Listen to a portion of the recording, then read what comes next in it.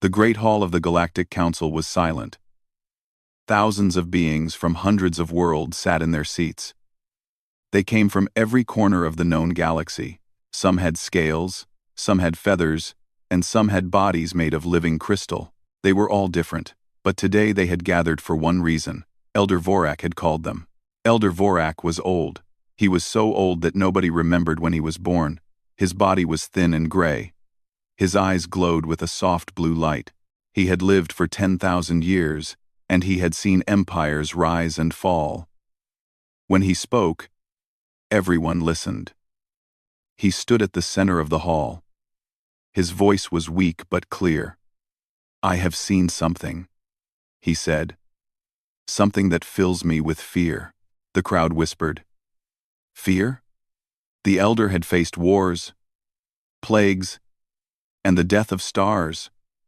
What could make him afraid?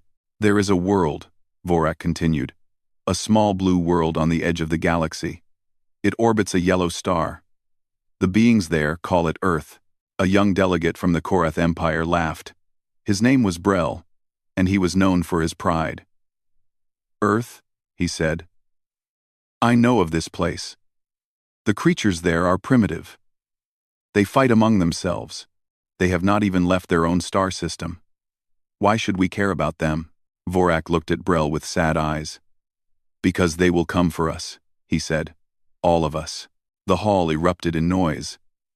Delegates shouted and argued. Some laughed. Some shook their heads. The idea was impossible.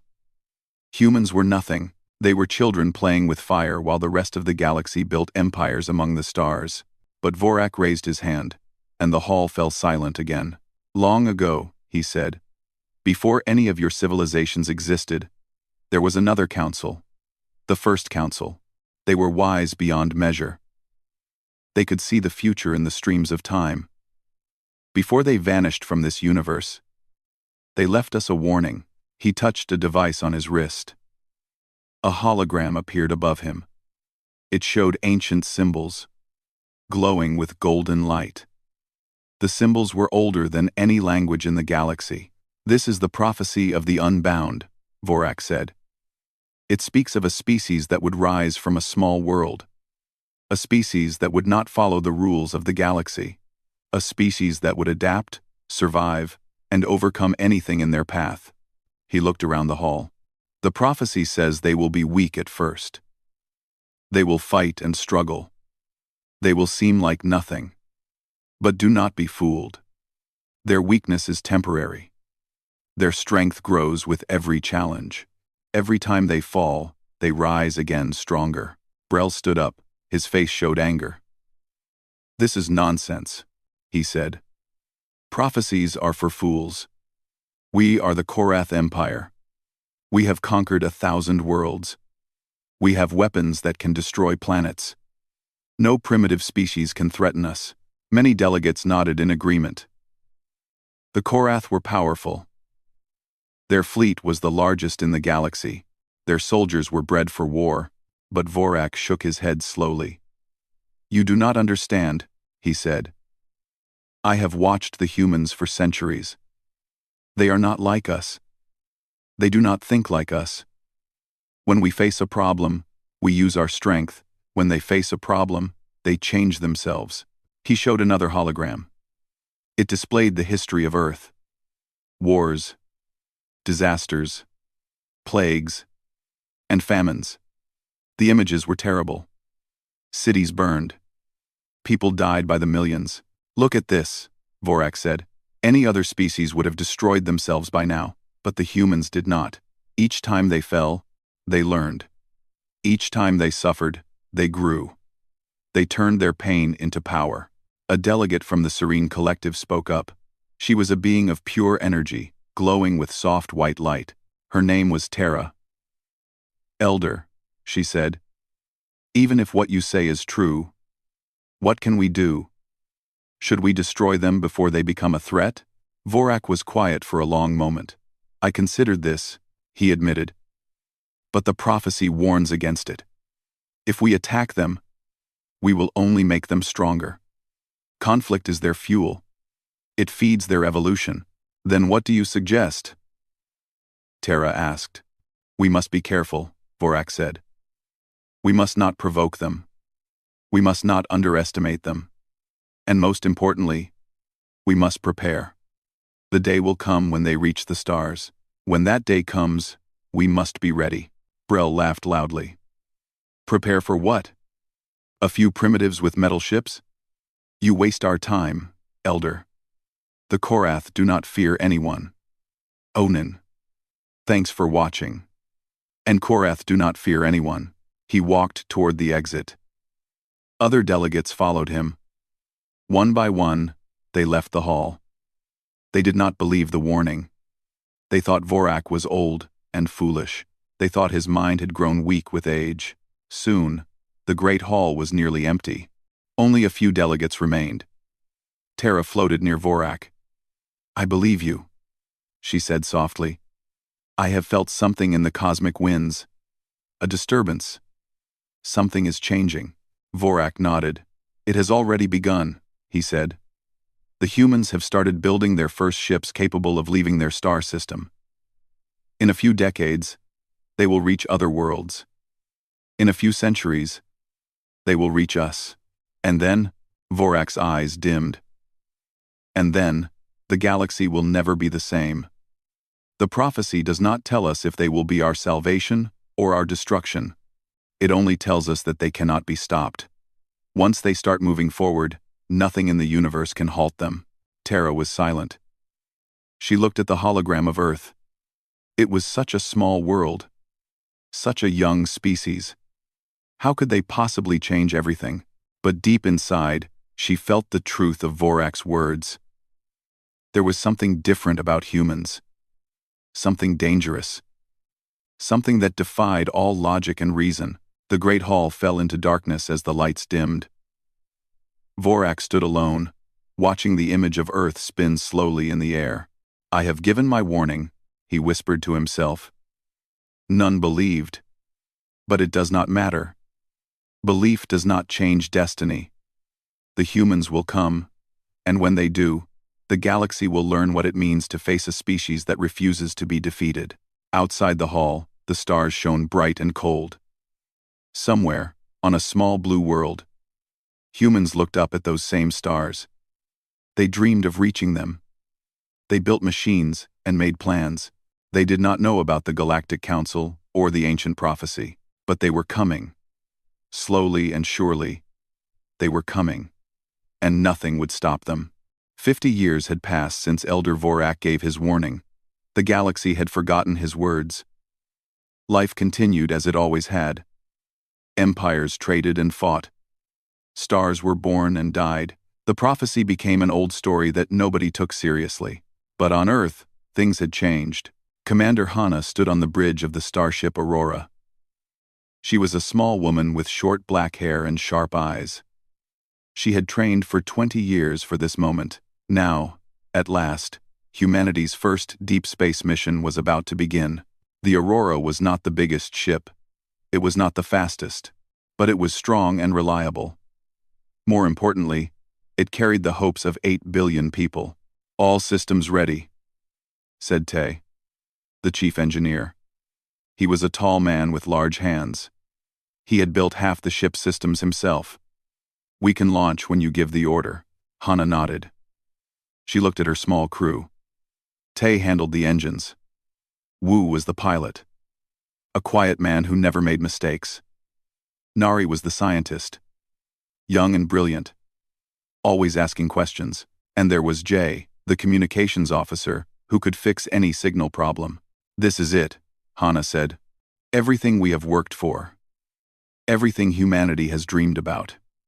Today, we take our first real step into the galaxy. The crew was silent. They all felt the weight of the moment. Launch the ship, Hana ordered.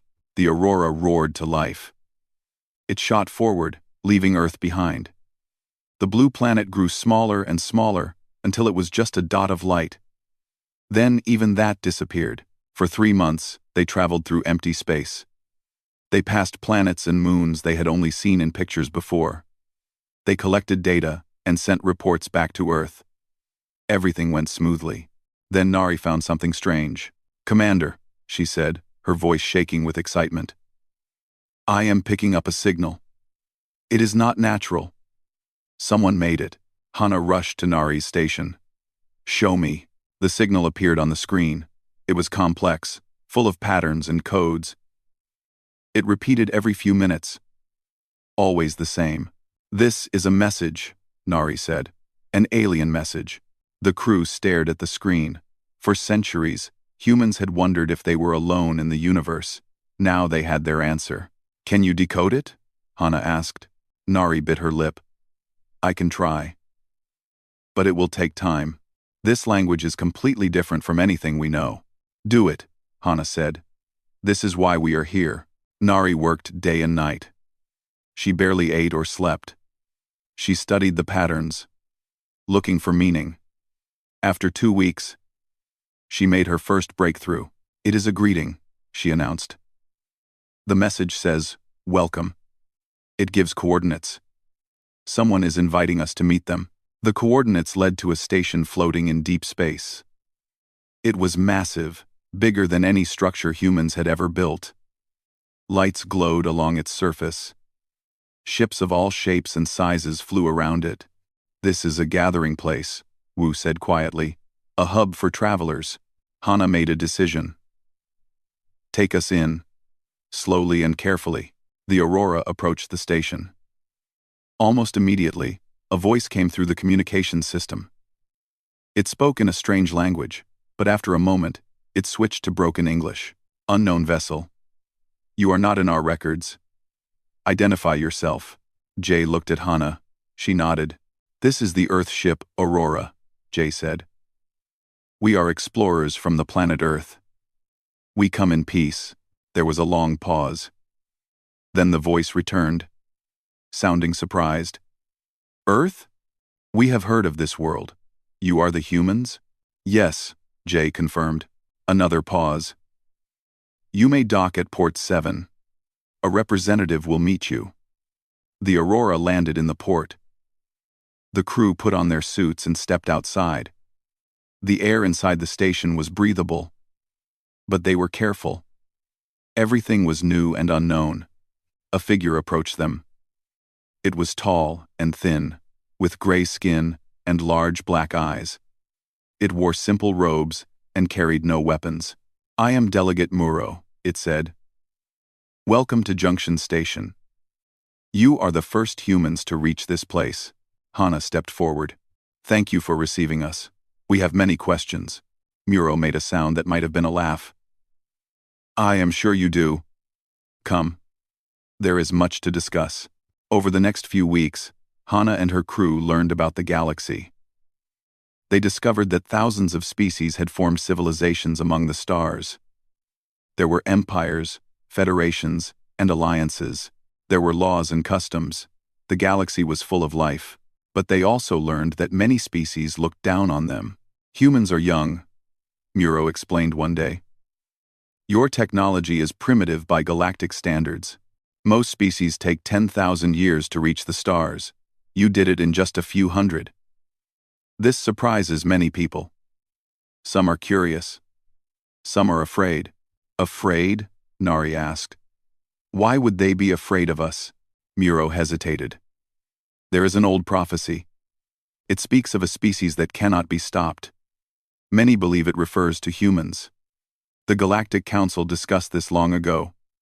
Most dismissed it as nonsense, but some still remember." Hana frowned. "We are not here to threaten anyone. We just want to explore and learn." "I believe you," Muro said. "But belief does not change fear. Be careful, Commander. Not everyone will welcome you." Despite the warnings, Hana pushed forward. She made contacts with traders and scholars. She gathered information and shared knowledge. Nari studied alien technology with amazing speed. Within months, she understood systems that took other species centuries to master. This did not go unnoticed. "Impossible," said a Korath scientist named Voss. He had watched Nari work for days. "She decoded our energy transfer systems in 6 weeks. Our students need 50 years to learn this." "Humans learn differently," Muro explained. They do not wait for understanding to come. They attack problems with all their strength. It is strange but effective. Word spread across the galaxy. The humans were not just primitive explorers. They were something new. Something unexpected. They absorbed knowledge like sponges. They adapted to new environments in days. They solved problems in ways nobody had ever considered. Back on Earth, the reports from Aurora caused excitement. More ships were built. More crews were trained. Humanity was ready to step onto the galactic stage. On Junction Station, Hana received a message from the Galactic Council. They wanted to meet her. They wanted to understand these strange beings from the small blue world.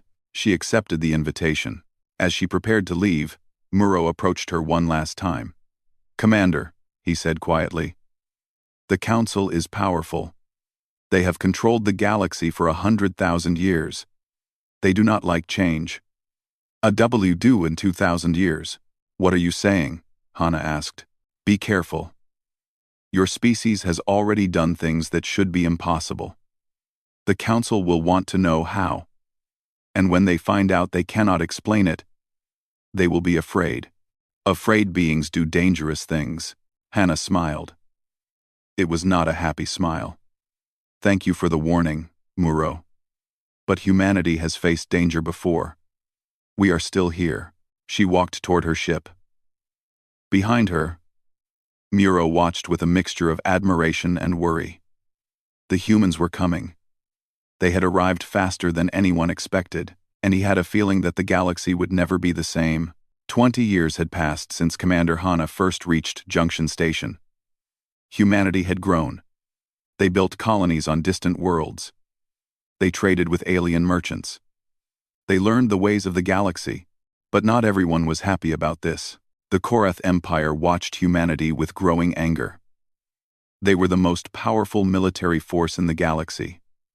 For thousands of years, they had dominated weaker species. They took what they wanted and crushed anyone who stood in their way.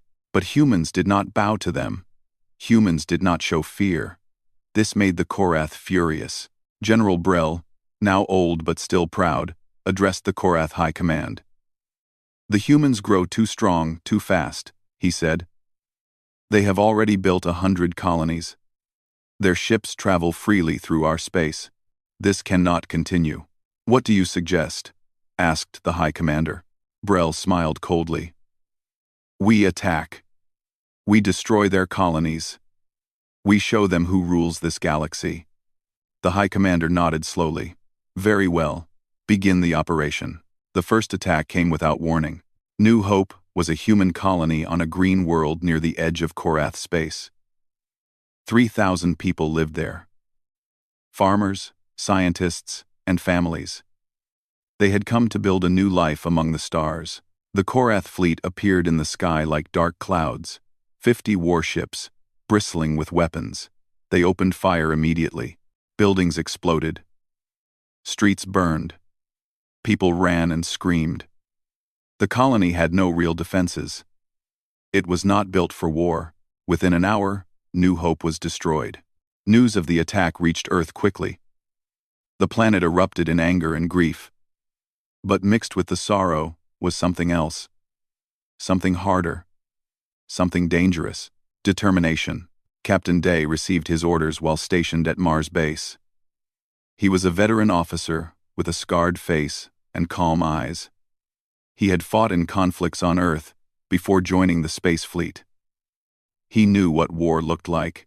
"The Korath have attacked 4 more colonies," said his commander through the screen. "They think we are weak. They think we will surrender." "They are wrong," Day said quietly. "We are giving you command of the 3rd Fleet, 20 ships.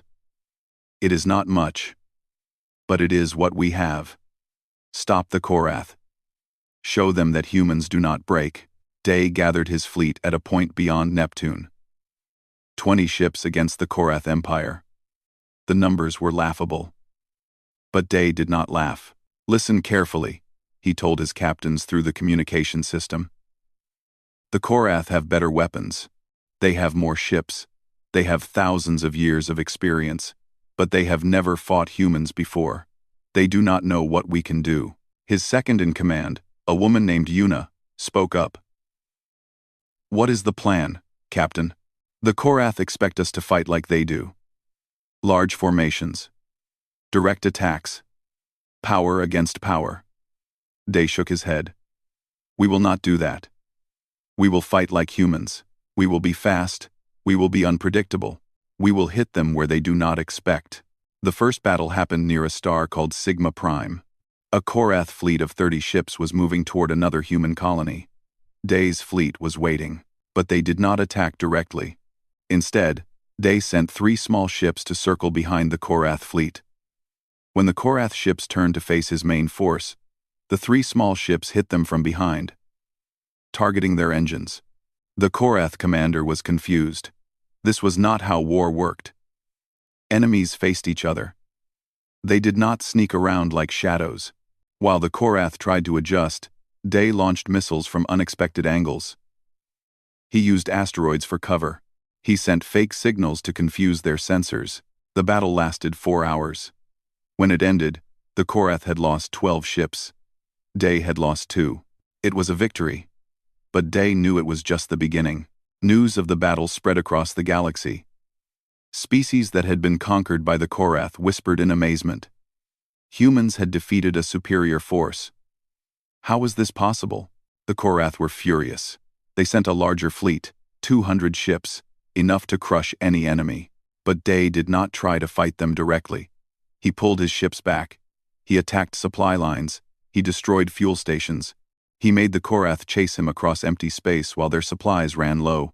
"This is cowardice," shouted the Korath admiral. "Stand and fight." But Day did not listen. He was not fighting for glory. He was fighting to survive. And survival meant being smart, not brave. Earth worked day and night to build more ships. Factories ran constantly. Engineers worked without sleep. Within 6 months, the human fleet had grown to 60 ships. It was still not enough to match the Korath, but it was enough to hurt them. Day launched a surprise attack on a Korath military base. The base was well defended, but Day had studied its weaknesses. He sent bombers through a gap in the defense grid. They destroyed the command center before anyone could react. The Korath lost 3,000 soldiers that day. They also lost their confidence. "The humans are everywhere," complained a Korath commander. "We cannot predict their movements. They do not follow any pattern we know." General Brell watched the reports with growing horror. He had expected an easy victory. Instead, he was watching his forces bleed. "How is this happening?" he demanded. "They are primitives. They should be dead by now." An advisor spoke carefully. "General, the humans fight differently. They do not care about honor or tradition. They only care about winning. They will use any trick, any tactic, any weapon. They never stop adapting." Brell remembered the warning Elder Vorak had given so many years ago. He had laughed at it then. He was not laughing now. On the human side, the war was taking its toll. Many soldiers had died. Many colonies had been damaged. But the people of Earth did not give up. They grieved. They rebuilt. And they kept fighting. Captain Day became a symbol of hope. Stories about his victories spread from planet to planet. Other species began to take notice. Some offered help secretly. They were tired of Korath bullying. They wanted to see the Empire humbled. One night, Day received a message from an unknown source. It contained information about Korath fleet movements. It was incredibly valuable. "Who sent this?" Yuna asked. "I do not know," Day admitted. "But I do not think we are as alone as we thought." The war continued, brutal and bloody. But slowly, painfully, the humans pushed back. Every time the Korath thought they had won, the humans returned stronger. Every trap the Korath set was turned against them. General Brell finally understood the truth. This was not a war against a primitive species. This was a war against something new. Something that learned from every defeat and never accepted failure. He remembered Vorak's words. Once they start moving forward, nothing in the universe can halt them. For the first time in his long life, Brell felt something he had never felt before. fear, and deep in space, Captain Day prepared for the next battle. His fleet was growing. His soldiers were learning. Humanity was not just surviving anymore. They were winning. The war had lasted 5 years. Both sides were tired. Both sides had suffered. But while the Korath Empire was weakening, humanity was growing stronger every day. Lieutenant Sue worked in a secret base hidden inside an asteroid. She was young, only 25 years old. But her mind was sharper than anyone in the galaxy. She could look at a piece of technology and understand how it worked within minutes. Today, she was studying a Korath plasma cannon. It had been captured during a recent battle. The weapon was powerful, capable of cutting through any armor humans had built. "This is beautiful," Sue whispered, examining the internal structure. Her assistant, a nervous young man named Bong, looked worried. "Lieutenant, the generals want results soon. They need weapons to fight the Korath fleet." Sue nodded without looking up. "They will have them. But I will not just copy this weapon. I will make it better." She worked for 3 weeks straight. She took apart the cannon piece by piece. She studied every component. She found weaknesses the Korath engineers had missed. Then she redesigned the entire system. The result was a weapon twice as powerful and half the size. It could be mounted on smaller ships. It could fire faster. It used less energy. When she presented it to the military leaders, they were stunned. "This should not be possible," said Admiral Park, an old man with gray hair. "The Korath spent 1,000 years developing that weapon. You improved it in 3 weeks?" Sue shrugged. "Their design was good, but they stopped improving it because they thought it was perfect. Nothing is ever perfect. There is always room to grow." Word of Sue's work spread through the military. Soon, she was leading a team of engineers and scientists. They called themselves the Adaptation Division. Their job was simple: take alien technology and make it better. At the same time, a different kind of innovation was happening in the tactical department. Commander Hyun was a strategist. He did not fight on the front lines. Instead, he studied battles and created plans. He had a gift for seeing patterns that others missed. The Korath used standard military tactics. They had been using the same formations for 10,000 years. These tactics had worked against every enemy they had ever faced, but not against humans. Hyun created new strategies every week. He studied Korath movements and predicted where they would attack. He designed traps and ambushes. He found ways to turn the enemy's strength into weakness. "The Korath are predictable," he explained to Captain Day during a strategy meeting. "They follow rules. When we break those rules, they do not know how to respond." "Give me an example," Day said. Hyun brought up a display showing 2 fleets. The Korath always protect their command ship at the center of their formation. Every other ship exists to guard it. If we attack the outer ships first, they will defend. If we attack the center directly, they will surround us. So what do? We do neither." Hyun smiled. "We ignore the fleet entirely. We attack their supply stations instead. Without fuel and ammunition, their ships become useless. The command ship means nothing if it cannot move or fire." Day nodded slowly. "Hit them where it hurts, not where they expect." "Exactly. The Korath think war is about honor and strength. We know war is about winning." Using Hyun's strategies and Sue's weapons, the human fleet began to win battle after battle. The Korath were confused and frightened. Nothing they did worked anymore. General Brell tried to adapt. He changed his tactics. He brought in new commanders. But every time he adjusted, the humans adjusted faster. "They learn too quickly," Brell complained to his advisors. "We changed something, and within days, they have already found a counter. How is this possible?" No one had an answer. Meanwhile, something unexpected was happening across the galaxy. Other species were starting to support humanity. The Voreen were a peaceful people who had been conquered by the Korath centuries ago.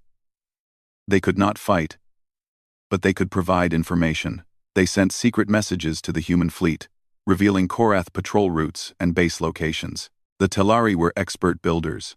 They had been forced to construct warships for the Korath Empire. Now they began building ships for humanity instead, hiding their work in secret factories.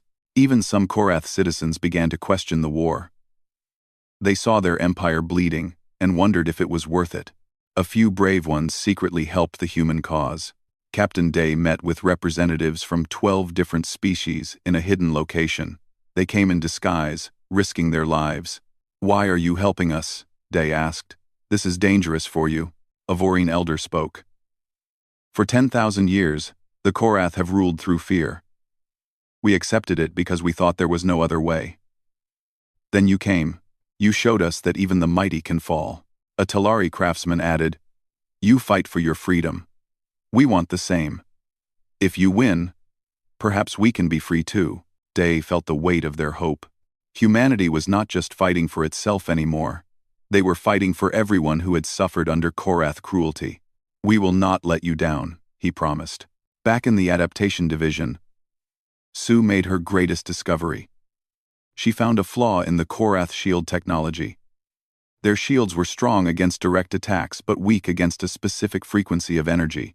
"If we tune our weapons to this frequency," she explained excitedly, "their shields will fail. Their ships will be defenseless." It took 2 months to modify the fleet's weapons. During that time, Hyun planned the biggest attack in human history. They called it Operation Sunrise. The target was the Korath home fleet, 300 ships guarding the Empire's capital. No enemy had ever dared to attack it. On the day of the operation, 200 human ships jumped into Korath space. The enemy fleet moved to intercept them, confident in their superior numbers. Then the humans activated their modified weapons. Blue beams of energy tore through Korath shields like paper. Ships exploded one after another. The Korath commanders screamed orders. But nothing helped.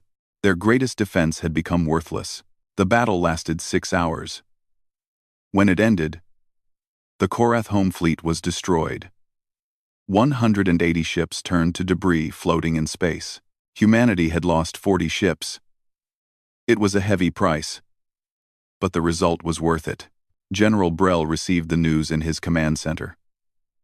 His face turned pale. His hands trembled. "Impossible," he whispered. "This cannot be happening." But it was happening. The prophecy was coming true. Humanity could not be halted. In the asteroid base, Lieutenant Sue was already working on the next project. In the strategy room, Commander Hyun was planning the next campaign.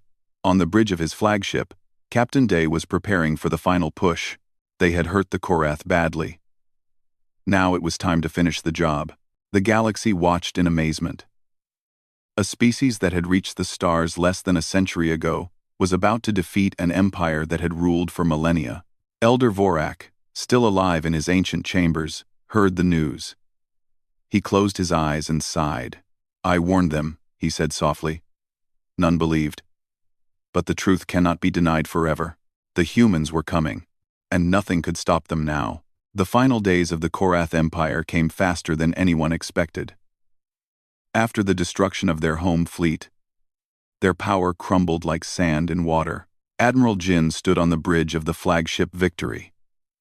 She had risen through the ranks during the war, fighting in dozens of battles.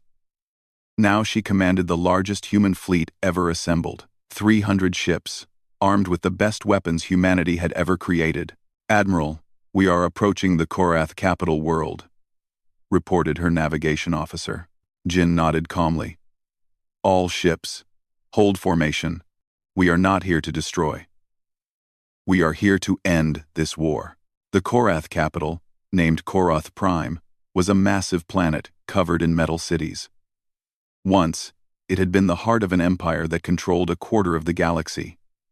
Now, it waited in fear. General Brel stood in the Imperial Palace, watching the human fleet approach through a window. He was old now, his scales faded and cracked. The war had aged him terribly. "Your Majesty," he said, turning to the Korath Emperor, "we must surrender. Our fleet is gone. Our allies have abandoned us. If we fight, they will destroy everything." The Emperor, a proud being with golden scales and cold eyes, did not respond for a long moment. He had ruled for 500 years. He had never known defeat, surrender. He finally said, his voice bitter. To primitives. To creatures that were hunting with sticks while we were building starships. They are not primitives anymore, Brel said quietly. They never really were. We just refused to see it. The Emperor closed his eyes.